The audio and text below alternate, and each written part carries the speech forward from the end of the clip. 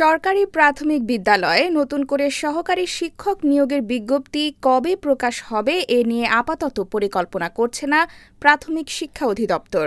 বর্তমানে ১৪,০০০ সহকারী শিক্ষক যোগদান ও পদায়নের পর তাদের প্রশিক্ষণ দেওয়ার পাশাপাশি প্রধান শিক্ষক পদে চলমান পদোন্নতি প্রক্রিয়া শেষ হলে বিদ্যালয়গুলোতে প্রকৃত শূন্য পদের চিত্র পাওয়া যাবে। এরপরে নতুন করে সহকারী শিক্ষক নিয়োগের বিষয়ে সিদ্ধান্ত নেওয়া হবে বলে জানিয়েছে অধিদপ্তর।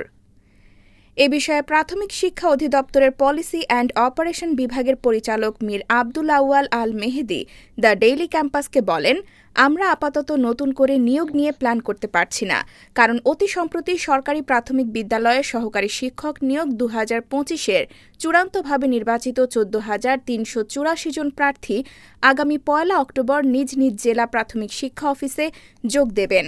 ৪ অক্টোবর তাদের পদায়ন করার কথা রয়েছে। তাদের প্রশিক্ষণ নিয়ে ক্লাসেও পাঠাতে হবে, ফলে প্রশিক্ষণ নিয়েও ভাবতে হচ্ছে।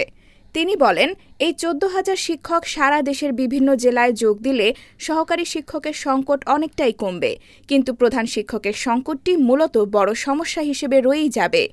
এদিকে গত বুধবার চট্টগ্রামের প্রাইমারি টিচার্স ট্রেনিং ইনস্টিটিউটের এক কর্মশালায় প্রাথমিক ও গণশিক্ষা মন্ত্রণালয়ের প্রতিমন্ত্রী ববি হাজ্জাজ জানান, দীর্ঘদিনের আইনি জটিলতা কাটিয়ে সরকারি প্রাথমিক বিদ্যালয়ে ৩২,০০০-এর বেশি প্রধান শিক্ষক নিয়োগের প্রক্রিয়া শুরু হয়েছে। প্রধান শিক্ষক পদে পদোন্নতির পর সহকারী শিক্ষকদের যেসব পদ শূন্য হবে সেসব পদে নতুন করে নিয়োগ দেওয়া হবে বলেও জানান প্রতিমন্ত্রী।